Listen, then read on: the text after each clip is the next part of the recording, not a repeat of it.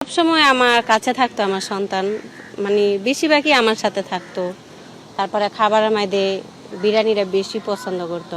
আর যেদিন আমার সন্তান গুলি খাইছে, ওই কোনো দিন বড় মাছ পছন্দ করে না। ওই দিন আমার বলতেছে, আম্মু আজকে আমি মাছের মাথাটা খাই। আমি কই ঠিক আছে বলো খাও।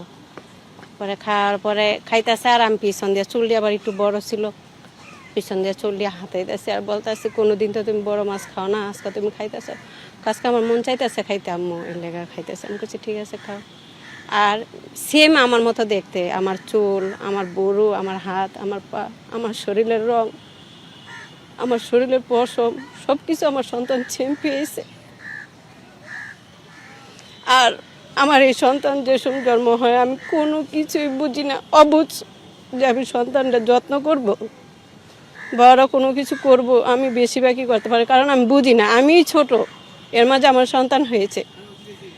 তা এটা নিয়ে অনেক আল্লাহর কাছে কাঁদি যে আল্লাহ তুমি তো সন্তান দিছো, আমি যেই টাইমে বুঝি নাই ওই টাইমে দিছো, আর যে সন্তানের মর্ম বুঝছি তুমি আমার থেকে নিয়ে নিছো।